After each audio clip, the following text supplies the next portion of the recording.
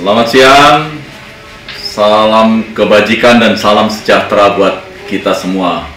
Perkenalkan, saya Hari Purwadi, salah satu mahasiswa program Pasca Sarjana Universitas Kristen Indonesia. Saya mencoba memaparkan secara singkat dan sederhana dengan keterbatasan saya dalam keperluan untuk memenuhi tugas mata kuliah hukum perbankan dan lembaga keuangan dengan dosen pengampu Ibu Dr. Diana Ria Winanti Napitupulu. Judul yang kami angkat di sini adalah tentang koperasi simpan pinjam. Koperasi simpan pinjam adalah salah satu dari lembaga keuangan bukan bank.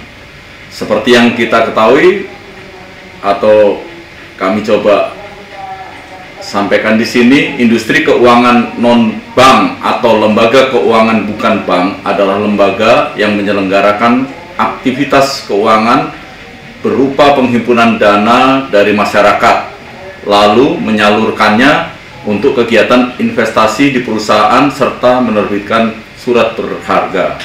Beberapa jenis yang dapat kita jumpai di Indonesia antara lain pasar modal. Pasar modal termasuk ke dalam industri keuangan non-bank karena dijalankan oleh lembaga non-perbankan dan berfungsi sebagai tempat jual beli surat berharga serta berbagai instrumen investasi seperti obligasi maupun saham.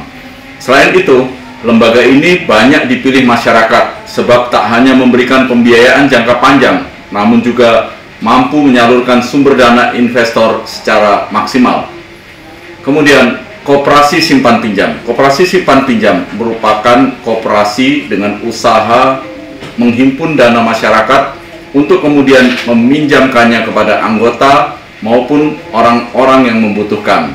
Adapun dasar hukum pendiriannya adalah Undang-Undang Nomor 17 Tahun 2012. Kemudian perusahaan asuransi. Contoh industri keuangan non-bank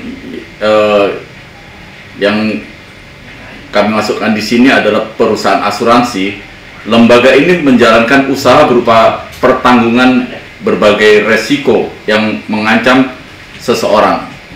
Hal-hal yang ditanggung bervariasi sesuai jenisnya, dapat berupa kecelakaan, kebakaran, maupun kesehatan atas anggota tubuh.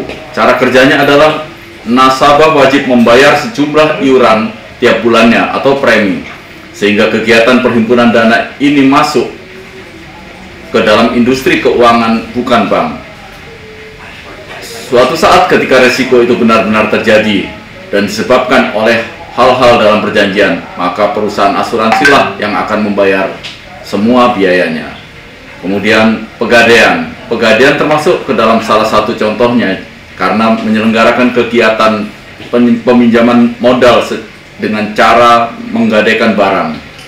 Jadi pihak yang membutuhkan pinjaman dana dapat membawa barang miliknya untuk digadaikan dan ditaksir dalam nominal uang sesuai kondisi benda. Visi pegadaian adalah menjadi solusi bagi kaum menengah ke bawah karena memberikan pinjaman dengan cepat, mudah, dan aman. Bahkan perusahaan ini juga menyediakan program tabungan emas seperti jenis usaha serupa dengan perbankan. Kemudian perusahaan modal ventura. Perusahaan modal ventura adalah sebuah badan usaha yang memberikan pendanaan berupa modal kepada perusahaan baru sesuai jangka waktu tertentu. Permodalan ini diberikan dalam bentuk penyertaan saham, obligasi konversi, dan pembagian hasil usaha. Kemudian perusahaan anjak piutang. Perusahaan ini menjalankan usaha pengambil alihan kredit bermasalah pada suatu badan usaha. Selain itu, kegiatan lain yang dijalankan adalah pengurusan tagihan jangka pendek atau piutang transaksi baik dalam maupun luar negeri. Perusahaan sewa guna usaha atau leasing.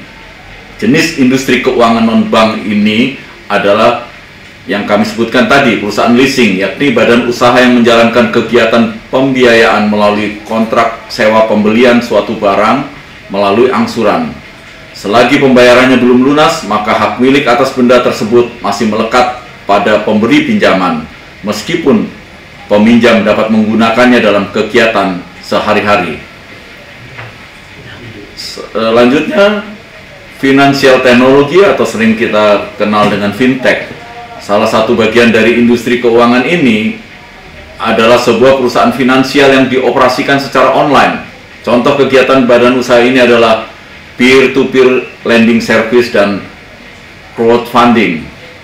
Kemudian berikutnya perusahaan dana pensiun. Perusahaan ini memberikan layanan jaminan hari tua melalui pemotongan gaji pegawai yang menjadi nasabahnya. Dana tersebut dihimpun dan diserahkan kembali ketika sudah tiba waktu tiba atau berhenti bekerja. Contohnya adalah Asabri, Taspen, BPJS Kesehatan, dan lain-lainnya. Kemudian pasar uang. Pasar uang menjalankan usaha dengan cara mempertemukan pemberi dana dengan pihak peminjam. Instrumen yang biasanya diperdagangkan adalah sertifikat Bank Indonesia atau SBI, surat berharga pasar uang, serta deposito. Secara lebih rinci, kami coba mengurai dari salah satu lembaga keuangan non-bank yang kami sebutkan sebelumnya. Di sini yang kami coba uraikan atau paparkan adalah mengenai koperasi simpan pinjam. Koperasi simpan pinjam merupakan koperasi dengan usaha menghimpun dana masyarakat untuk kemudian meminjamkannya kepada anggota maupun orang-orang yang membutuhkan. Sebagaimana jenis koperasi lainnya, koperasi simpan pinjam juga menerapkan asas kekeluargaan dalam melakukan segala kegiatan usahanya. Modal koperasi simpan pinjam.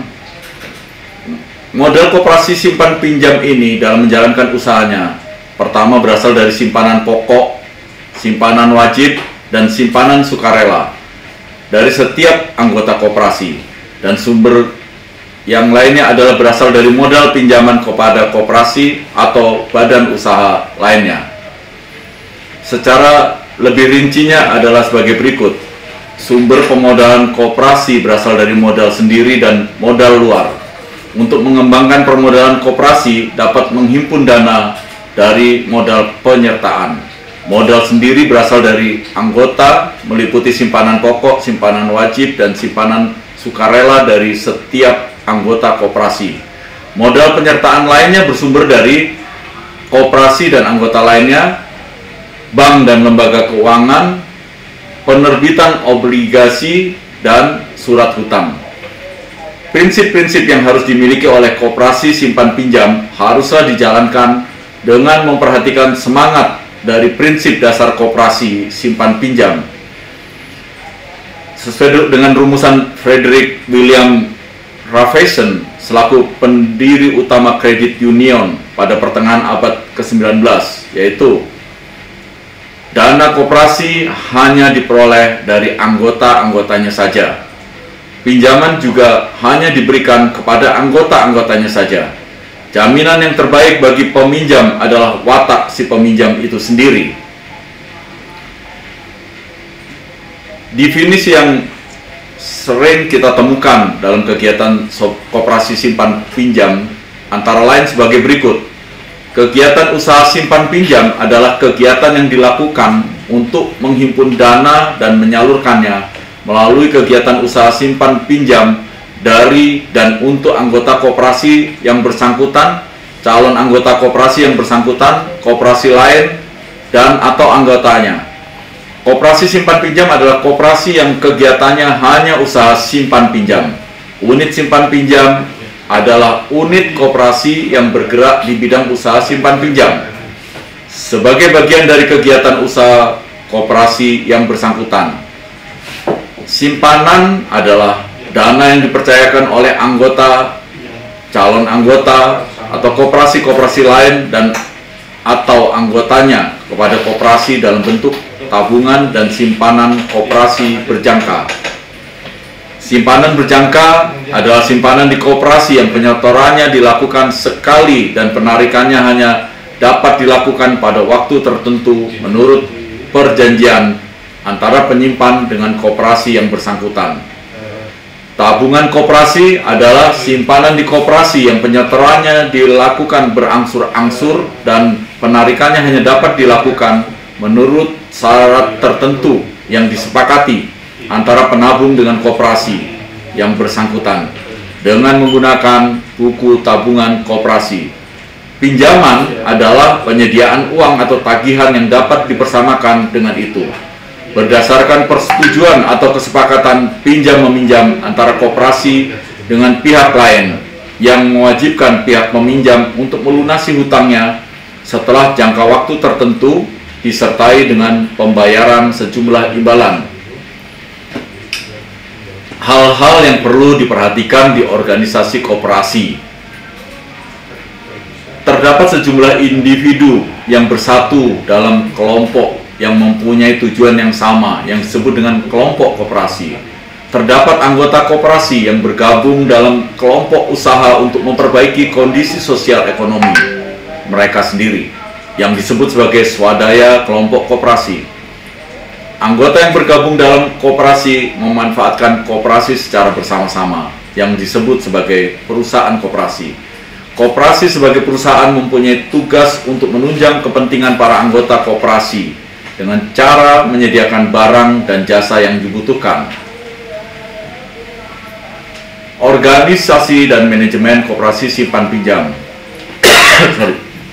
Organisasi koperasi simpan pinjam terdiri dari pengurus, manajer, karyawan, dan anggota. Dalam organisasi ini tugas dan tanggung jawab harus jelas. Kunci keberhasilan usaha simpan pinjam adalah adanya saling percaya antara pengurus, manajer, karyawan, dan anggota. Kepercayaan ini harus tetap dipelihara dan dijaga untuk melaksanakan tugas-tugas yang setelah dan akan dilaksanakan pengurus. Tugas lain yang perlu mendapat perhatian dan tambahan dari tugas sebelumnya mencakup: 1. Membangun kebersamaan dan persatuan antar pengurus, manajer, dan anggota untuk mencapai tujuan simpan pinjam. Pembinaan dan memelihara solidaritas dan setiap kawan di dalam organisasi dan anggota. 3. Membangun sistem yang mendidik, mengajarkan, dan melakukan pembinaan dari mulai menyimpan, mengembangkan, dan pengawasan. 4. Memberikan pelayanan yang tepat waktu, tepat sasaran, dengan dukungan administrasi yang baik. Dan 5. Pemberian bunga pinjaman sesuai dengan kemampuan koperasi. Perangkat organisasi koperasi simpan pinjam. Seperti yang kita bahas sebelumnya, koperasi merupakan badan usaha sehingga terdapat organisasi di dalam koperasi tersebut. Antara lain, anggota koperasi yang merupakan anggota-anggota koperasi yang sudah bergabung di dalam koperasi tersebut, dan sebagai anggota koperasi mereka harus membayar simpanan pokok dan simpanan wajib. Pengurus koperasi merupakan orang-orang yang terpilih untuk memegang jabatan tertentu di dalam koperasi dan mewakili para anggota-anggota lainnya. Selain itu, pengurus juga mempunyai tugas dan tanggung jawab untuk melaksanakan segala hal yang telah diputuskan dalam rapat anggota.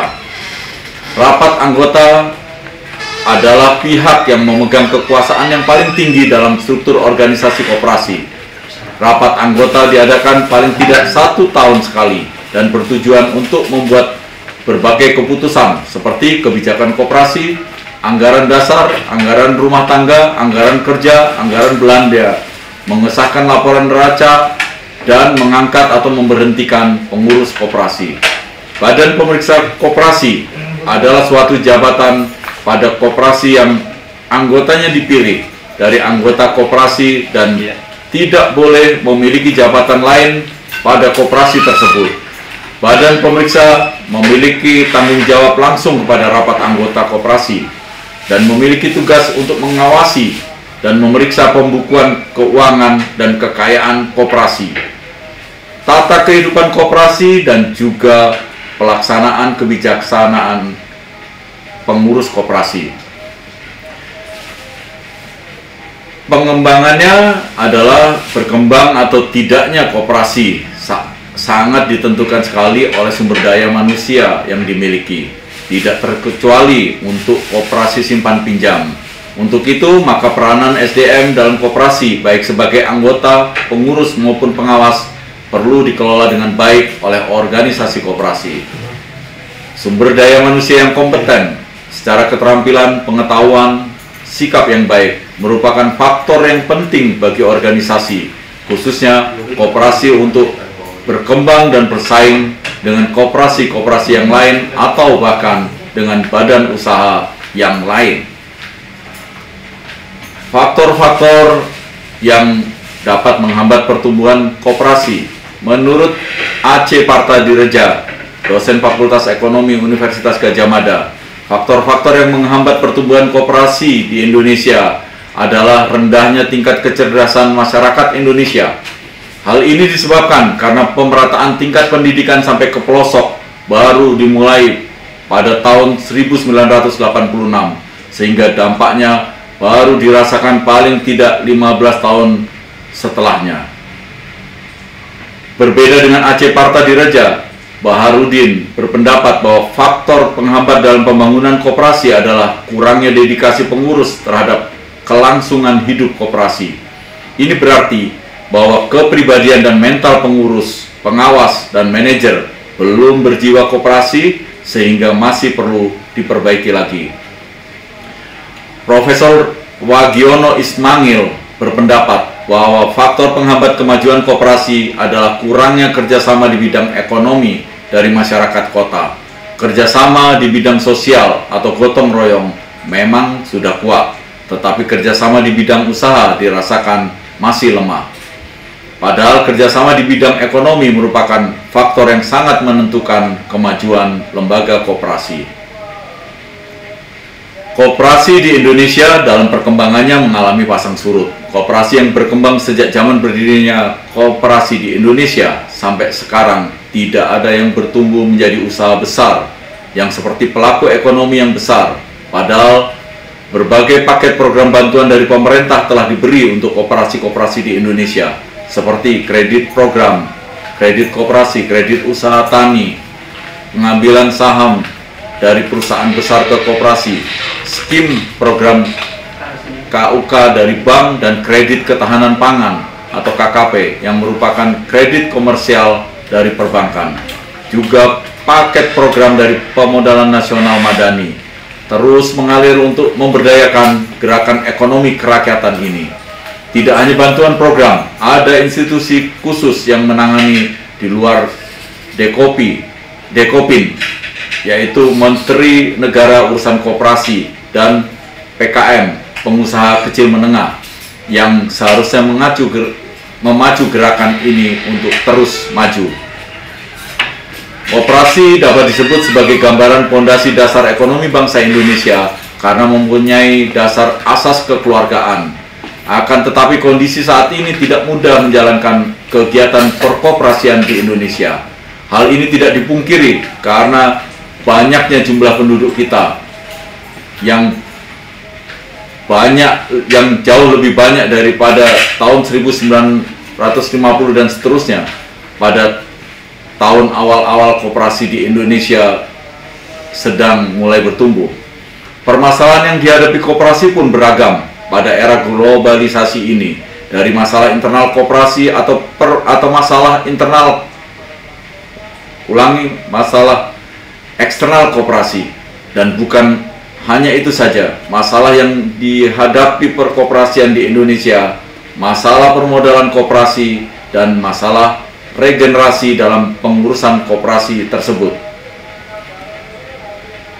Untuk permasalahan-permasalahan tersebut, beberapa solusi yang dapat kami tawarkan atau kami sampaikan menurut pendapat kami adalah sebagai berikut, yaitu anggota-anggota koperasi harus mendukung kegiatan-kegiatan yang ada di koperasi, dan setiap kegiatan yang akan dilakukan harus dengan keputusan bersama, dan setiap anggota harus ikut serta dalam kegiatan tersebut.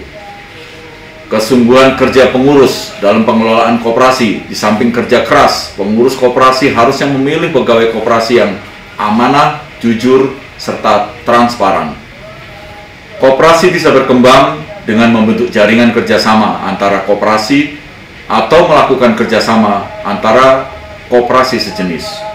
Kemudian melakukan sosialisasi agar pengetahuan masyarakat tentang koperasi dapat bertambah. Masyarakat dapat mengetahui bahwa sebenarnya koperasi merupakan ekonomi rakyat yang dapat mensejahterakan anggotanya, sehingga mereka berminat untuk bergabung. Kemudian dukungan pemerintah. Pemerintah perlu memberikan perhatian kepada koperasi yang kesulitan dalam masalah permodalan. Dengan pemberian modal koperasi dapat memperluas usahanya sehingga dapat bertahan dan dapat berkembang.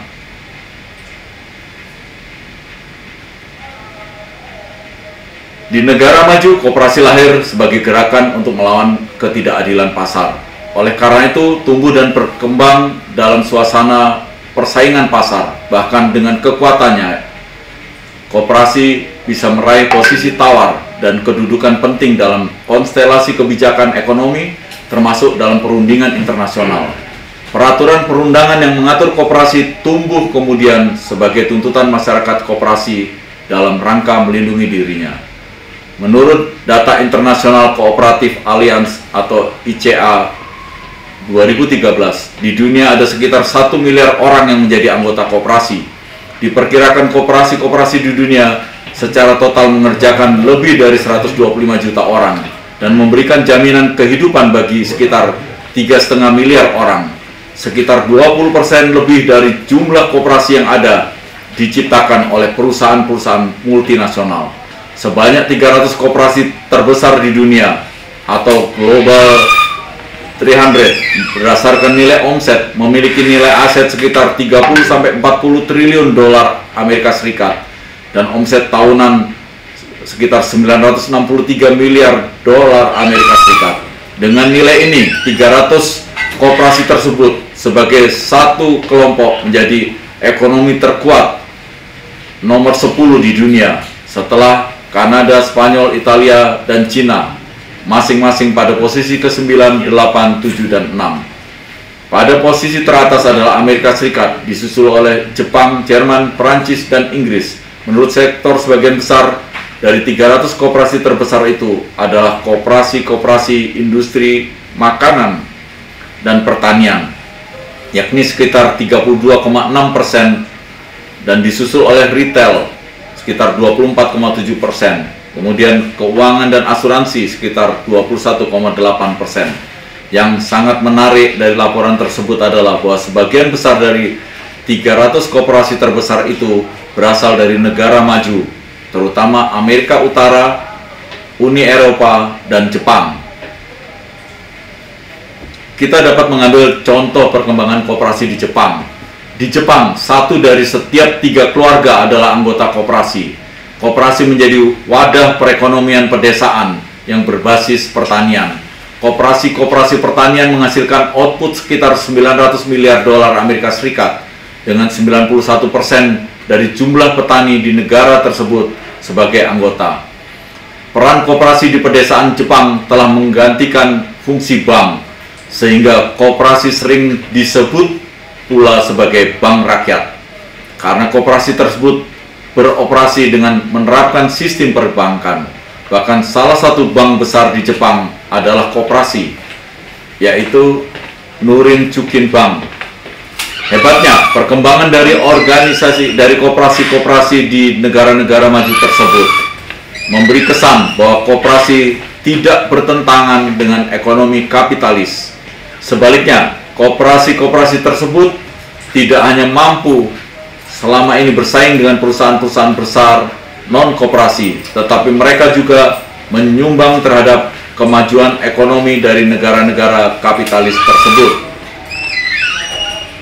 Demikian video yang secara sederhana yang berupa paparan materi yang dapat kami sampaikan. Kami mohon maaf atas segala kekurangan dan keterbatasan yang terjadi.